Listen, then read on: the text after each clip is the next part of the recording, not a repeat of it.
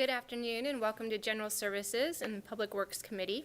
I'm here with Councilmember Christy Wood and Dan English. It's August 9th, 2021 at noon. We have 4 items on the agenda today, but item number 2 is being postponed to a future date. You'll see it in an upcoming agenda in the near future, and that is a request for approval of an agreement with North Idaho College to provide school resource officer services for the school year 2021 to 2023. So to start off today, I welcome Terry Pickle, our Water Department Director. And item number 1, request approval of a professional services agreement with Coeur Associates for the design of the new booster station for Blackwell Island in the amount of $104,093. Welcome, Terry. Good afternoon, council members. I'm here today to talk about the replacement of the actual existing booster station. It was constructed back in the late 1960s by Washington Water Power, who was the original owner of the water system, and then was purchased later by other entities to boost water up to Fairmont Loop and eventually up to Jacobs Loop and Riverwood Drive. This existing site is a little further down the street than what we're looking at. It's a very small site, so there's no room to replace the existing booster station on site. We'd have to totally remove it and rebuild it there, which would take the system completely out of water, and you're looking at probably close to a year to construct a new station. So we have worked with a local firm, and what we're looking at today is a consultant agreement with Coeur Associates. They were the lowest or the best respondent to a to a request for qualifications. We looked at it with a 3-member team, used the standard scoring schedule, and so we're looking to award an agreement to Coeur Associates for phase 1 of the project. We looked at the scope of the work, and based on issues with the project site, we decided to break it into 2 phases, because initially we've got to vet out what we need to do for construction and what kind of unique problems we're going to have with the site. Plus, it's also in the county, not in the city, and it's not contiguous, so we can't annex the project. So we'll have to do it within the county, and we also discovered just recently that there are two zones on the parcel we're looking at, so we've got to select which zone we can go with, get before the Board of County Commissioners, and get a conditional use permit for the project. So we've added 6 months to this project just to get that portion done. So phase 1 will be for initial design of the booster station itself.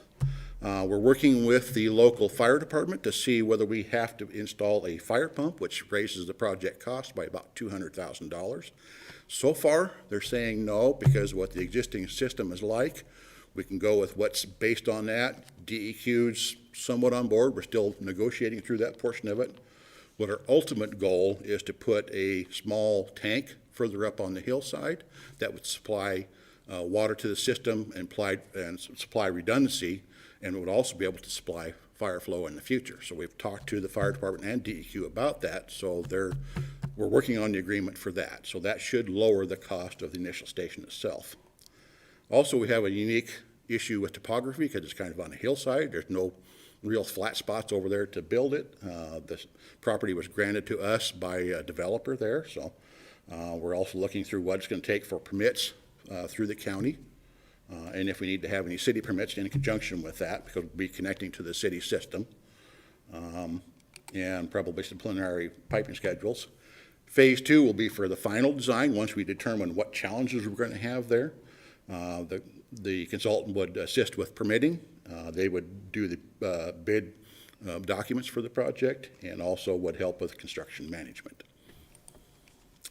This is the booster station site, so it's over off of Fairmont Loop. Here's Highway 95, Fairmont Loop, Lakeview Heights. So we acquired a little piece of property right here, right next to the roadway. And this is a better view of the site itself, where we're planning to put the station. We've got some setback issues we need to work out with the county. This is the site right here, so you can see the unique topography issues. We'd like to site it as close to the road as possible, but there's a minimum setbacks that we have to meet. So we're going to have to excavate some material out of there. We'll be taking down some trees. So we've got some unique issues we need to work through. I'm looking at various options for the station itself. The transmission main has already been constructed from Lakeview Heights down to and near Fairmont Loop. So it's already gone down over the roadway. That presented its own unique challenges coming down that steep hillside, but they've got it in there. We'll take a look at whether we need to do any preliminary piping or whether that be done by a contractor. We saved almost $300,000 on our last booster station project by doing the piping ourselves. We'd probably at least bring it across the roadway because we have to work with Post Falls Highway District and the county on that portion of it. So the request before the committee is to approve Keller Associates as the selected engineering consultant and award a professional services agreement for phase 1 in the amount of $104,093. Thank you. Any questions? I do not. Nope. And so I would make a motion then to recommend that council approve the professional service agreement with Keller Associates for the design of a new booster station, I guess phase 1 for Blackwell Island in the amount of $104,093. Second? Any discussion? All those in favor? Aye. Aye. Opposed? Motion passes. Thank Thank you, Terry. The next item on our agenda is declare used police vehicles as surplus and authorize the sale at auction. And welcome today, Captain Dave Hagar with the, or Lee White with the. I'm sitting in for Dave. Chief Lee White with the police department. Well, good afternoon. I know we're in the middle of budget season, but I don't think my request to sell these 3 cars is going to help with our budget at all because of the state of these 3 vehicles. The first one is over 20 years old and has a whole bunch of problems that come along with still running a vehicle of that age. The next 2 are only 10 years old. They both have oil leaks. One doesn't have air conditioning that's working in addition to having some other issues. And one has a variety of electrical issues and even stalls out when we stop it at like stop sites and things. And so we're requesting a surplus of these 3 vehicles. Sounds pretty straightforward. Any questions for Chief? No. Okay. Well, then I would make a motion to recommend that council declare used police vehicles as surplus and authorize their sale at auction. Second? Any discussion? All those in favor? Aye. Opposed? Motion passes. And the last item on our agenda today is a presentation from our legal department by City Attorney Mike Gridley. Always draws a big crowd. But thank you for your time today to talk about some people I'm really proud to be associated with. A couple of them are who are here today, Wes and Ryan Hunter, our new deputy city attorney. Just give you a little bit of an overview of what we're going to go through. Want to touch on and introduce you to our staff, kind of what we do, how we support law enforcement, or how we are an arm of law enforcement. I think maybe reinforce that connection, what our staff does, the caseload that we currently handle and have been handling, I think will be very surprising to you, the number that's being handled. And then I want to talk a little bit about budgets and staffing and talk to you about some of the help that we need. So, believe it or not, as of the end of day today, I've been the city attorney for 19 years, 5 months, and 20 days. Not that I'm counting, but it's been a lot of fun. And again, I'm proud of the people I work with. We have over 200 years of legal experience, not just with our lawyers, but with staff. So the question of how do we do what we do, a lot of it has to do with the experience that we have. Matthew and Kyle are relatively new. Ryan is new. You know, our office has graduated lawyers who have become the Post Falls city attorney, the Post Falls chief prosecutor, magistrate judge, partners in law firms. So we've had some good folks come through, and we've been able to replace them with some good folks. Behind the scenes, or more behind the scenes, are our support staff. Juanita and Shannon are the senior legal assistants. Both of them have been here for a number of years. They started very young, but they're, and then Shell and Tammy, both very experienced. Susan Kerner is a volunteer. She comes to our office and volunteers as a domestic violence victim advocate, and so has a lot of interaction with our the victims of crimes in Coeur d'Alene. So, PowerPoints put you to sleep, but just wanted to kind of summarize what we do. The civil office that you guys are probably more familiar with, we are your lawyers. We're the lawyers for the civil part, the laws, the ordinances, the contracts, pretty much anything of any importance that eventually comes to council has gone through our office for review, research, guidance, and I've been fortunate to have now Randy Adams, and before that Warren Wilson, who's now the Post Falls City Attorney, outstanding lawyers as support. Our prosecutor's office, they're the part of the law enforcement that goes to court, takes the actions started by PD, and follows them through for accountability and for ultimate enforcement. Our department, city has been blessed with the experience we've had working for us with Wes Somerton, who's been here longer than I have. I noticed, I told Randy today, he probably hasn't been here long enough because I was looking and Randy seems to still have hair, and me and Wes seem to lost most of our hair. But anyway, Wes has run the prosecutor's office with a great deal of energy and integrity. If you go to the courthouse, you go talk to anybody who is involved with the courts, they have nothing but compliments about our staff, and we are leading the pack, certainly, of other jurisdictions around here. So I just wanted to talk a little bit about some of the crimes that are dealt with, because the unfortunate thing with our criminal prosecution office is unless you're a victim, hopefully not, or a family member of a victim, or unless you're a defendant, somebody who has violated law, you don't have any contact. And you don't go to court, hopefully. I mean, you get called for jury duty and you go, ugh, you don't go, hooray, I get to go to court. These guys are in court every day dealing with crimes like this.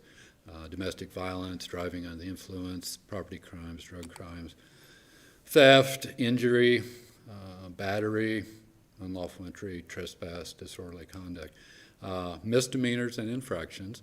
But a lot of the people that do these, which are serious crimes, are the same ones that do felonies or do other bad acts in the community. Drug crimes are crimes that come through our office.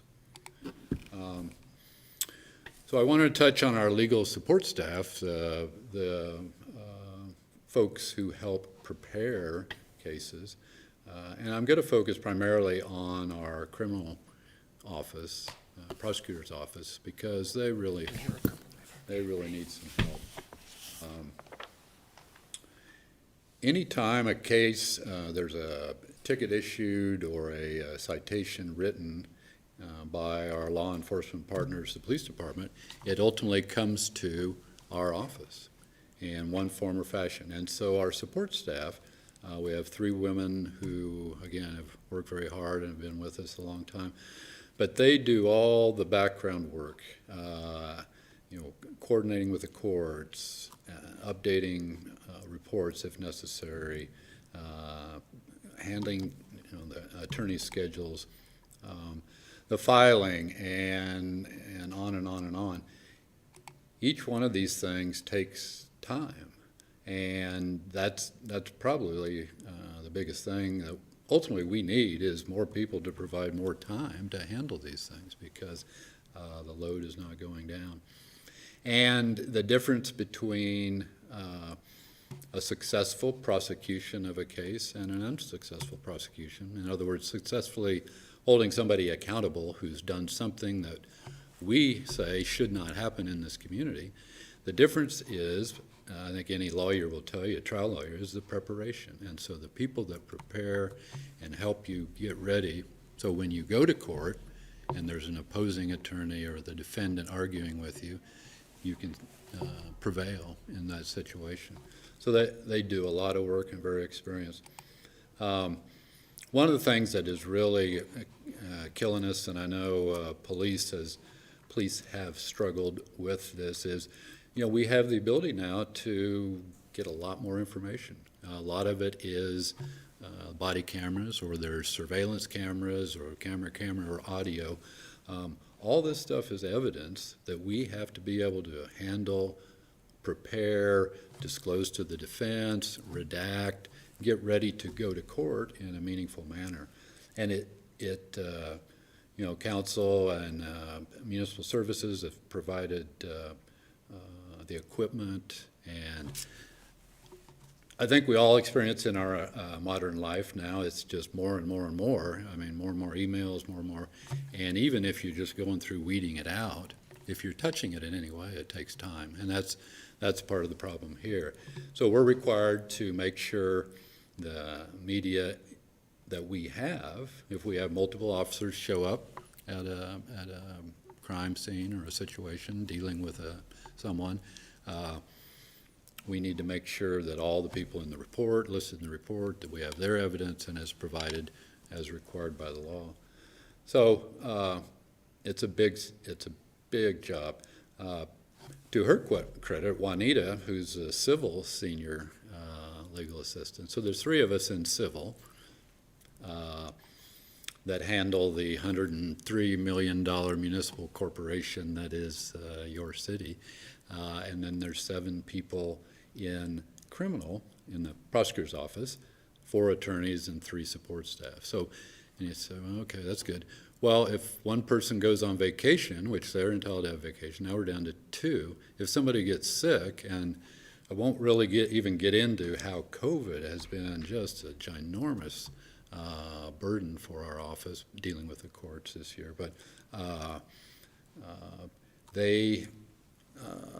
it gets pretty thin there. So Juanita has stepped up and helped with opening cases and doing some things that aren't in her job description, but she pitches in.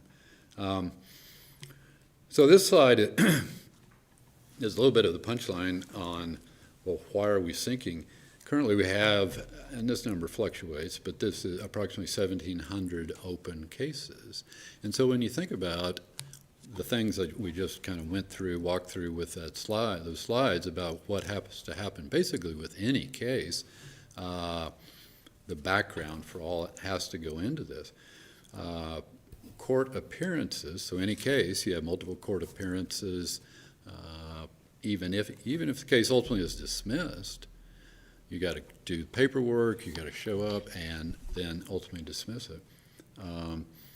So these numbers, to me, are just astounding, and I'm amazed that our folks can keep up with it. This is something that there's national standards for various personnel. The recommendation by national prosecutors organizations is approximately 400 cases per attorney per year. And if you think about it, each individual case has a defendant who's going to say, I didn't do that, maybe. And then you got to have witnesses. You got victims, and all those folks are involved in these 400 cases per attorney per year. We're currently handling 820 cases. And so, to ultimately take that number of cases and handle them well, and to take them to trial if necessary, to hold people accountable for the violation of the laws that we feel are important, it's a huge load. It's a huge load. Mike, Yep. do you mind going back one slide? I just want to read. Well, maybe. Oh. So 8,800 and one more forward, I'm sorry. 81 appearances Yep, over the last year. yeah. So that's roughly, just my chicken scratch here, over 24 court appearances a day on average. Is that Well, beyond, I mean, that's with, would you say there's 4 attorneys? yes, there are 4 That's a lot, attorneys. okay. Les might be able to speak to that. You know, some of these are Zoom, you know, this Okay. last year we've been Zooming, but it's the preparation for that, you know, from the Right, first right. appearances to the motions. You know, a lot of the motions challenge the actions of our police department. They say, oh, you didn't have authority to stop me, you had no probable cause. Our guys respond and say, yeah, we did. You know, but everything takes a touch and takes time to respond. No, yeah, that's a huge number. Okay, thank you. Yep.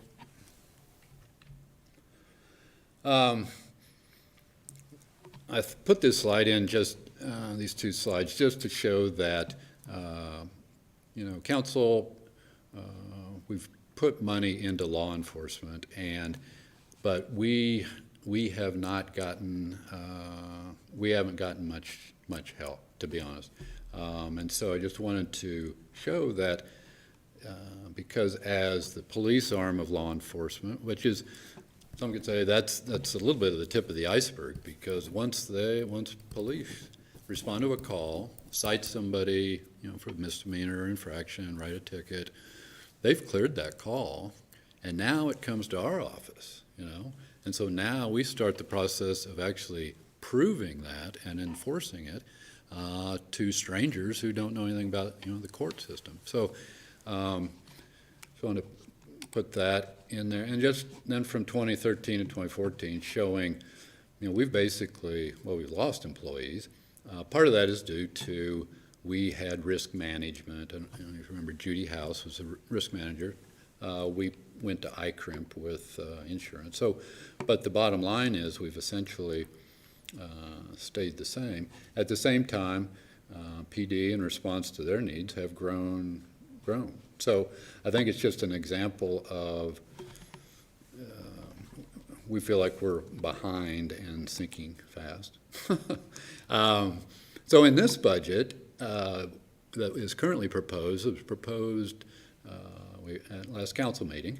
You know, law enforcement is requesting $789,000 for their needs.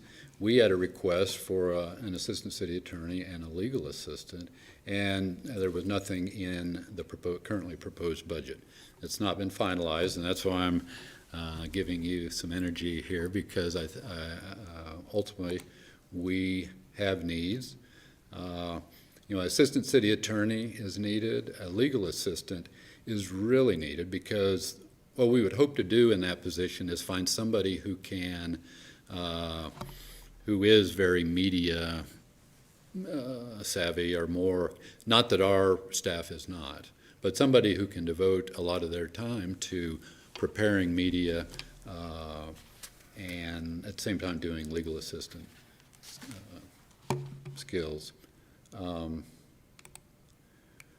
So ultimately, and you know, these are kind of rhetorical questions, but if you have an answer for them, I will accept it. I mean, it really, how does the city enforce laws without adequate prosecution staffing? Because you imagine, I was thinking, it'd be like if you tell your kid, all right, you're in trouble, you go to your room. They go to the room and there's a back door, they walk out and come back in the front door and say, hey, you know, there's no punishment, there's no accountability. At some point, you can't adequately prepare for the cases without adequate staffing. You know, we're adding more police officers in the proposed budget, but no prosecution staff. I'm not going to argue about police needs, but I think there is a obvious logical connection to what actions police take when they're enforcing the law to turn it, before it turns over to us, and then we have to ultimately take it to court to prove it. And then, you know, this one, a little bit, but I think it gets to the point. If there are more courts, we have more courts. We now have 10 magistrate courts that we're handling. More people, the city's getting bigger, we all know that. More police, more evidence, that we're generating, and more calls for law enforcement. Then why are we not providing more prosecution staff? And I know everybody has needs. Everybody has something that driven by growth primarily probably, but needs. But I think because we operate, particularly our prosecution office, operates in this silo where nobody sees them, nobody hears about them unless you're a victim, or your family member, or you're a defendant, or you're in court somehow. So at some point, it does come down to what's a priority of crimes that we will prosecute and ones that we just don't have time to prosecute. One of the things, an example this summer that we see a lot of, open container laws. So kind of the public nuisance laws that they get frequent flyers sometimes, people that are frequent offenders. Cite them if we go, we don't have the resources really to prosecute this person.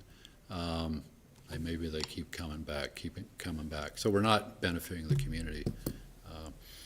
And some people said, well, and I know some jurisdictions, you can just plea a crime down, go from DUI to reckless driving, or go down, something like that. But it's, even if we dismiss cases or plea them down, all the paperwork, it still comes to our office, unless PD can't really dismiss it on site, they can use discretion, but it comes to our office in some fashion. Open cases, research the history, and so I'm taking this opportunity to ask you to support our law enforcement in Coeur d'Alene by allocating more money to adequately staff our city prosecutor's office. So. I appreciate the presentation, thank you, and I'll open it up for questions or comments. I think this is, sorry, one comment before we open. It's valuable for the community to have this opportunity to see what is behind the walls of each department. And I'm so thankful that we're moving throughout the city and giving each department head the opportunity to share what does go on in their department and the intricacies and how they serve the city. So I appreciate you coming forward and sharing some details with us. Thank you. Well, Mike, I certainly agree with you that law enforcement and prosecution go hand in hand. And we serve no purpose by arresting and not prosecuting. Or even if you do come up with some sort of a plea agreement, as you said, it takes time, and we don't want to run an office based on plea agreements. We're supposed to seek justice. One of your bullet points is important, all of them are, but really important as we move forward in budget discussions. If council does not land on a budget number that would give you the staff that you need, and it's the reduction in services. You kind of asked what would we like to see. Of course, we would rely upon your office for what makes the most sense if you were to reduce services. Sure. And I'd really be interested in seeing that, because I think a lot of our departments are to that point where we just can't keep providing more and more services. And there's a lot of things that are really in the public speaks up and sees something that they think really needs to be addressed right now. And that's on top of everything you already have, everything law enforcement already has. And so that education has to go on, where we just can't continue at this pace. What I would also ask of your department, I've brought this up a few times to council in my short term. I really like strategic planning. I like a 5-year plan. Some of our departments and divisions have done that, and it's great to have, but we haven't integrated anything with a citywide plan. I had suggested to council that we even set aside, $30,000, $40,000 for a consultant to assist all of your departments in pulling together strategic plans, because that's not something that you just throw on the pile to your existing staff who's never done maybe a strategic plan and say, now you need to do this too. It's just not something reasonable to ask, but a strategic plan is very valuable to us. If you had the ability to forecast at this rate, with no additional staff, where you're going to be 5 years from now, we would know, okay, every year to keep up, we have to add a body. Those things, I think, are, rather than trying to decide every budget year, I think we should be planning ahead. So I don't disagree with your presentation. I don't know where we'll end up. It's going to be some interesting discussions moving forward. I'm hoping Troy, who's sitting in the back of the room, is able to share a brighter revenue picture with us. But we'll see very soon. So I appreciate your presentation. Thank you. I appreciate your comments. One thing, it is like, oh, really, how come you're coming to us this year and you didn't say anything last year, year before? We have made these requests. Sure. We've had senior people leave, more senior people, higher wage rate, replace them with new people. That's the model. That's typical prosecutor's office model, is you have a couple experienced people, and then you bring new people in. And so we've been able to, and with a lateral hire, Ryan was have you guys met Ryan Hunter? No. Hi, Ryan. He's, we're very happy to have him, not a new lawyer, but is our new deputy, replacing Eileen McGovern.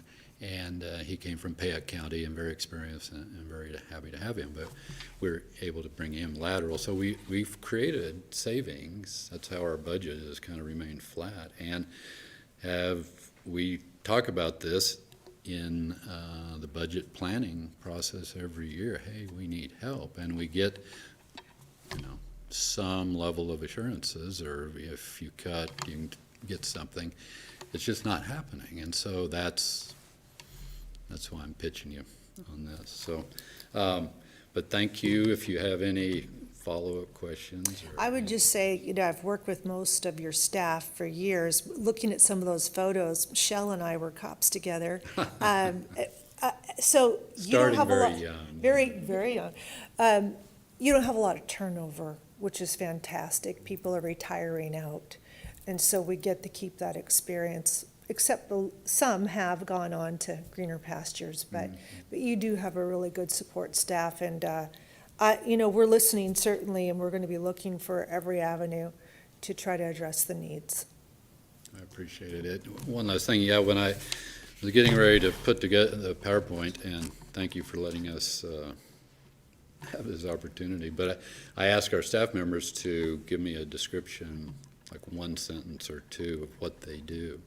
And it was inspiring to hear them talk about integrity and accountability, and they take their job very seriously, and they work hard, and and they've been here a long time. I don't know how many of them are counting the days, till the rule of 90 or whatever, but there'll be turnover in the future. But again, I'm proud to work with these really, really great people. Thank you. Thank you. Thank you. Well, that concludes our General Services Public Works Committee meeting today. Thank you all for joining us.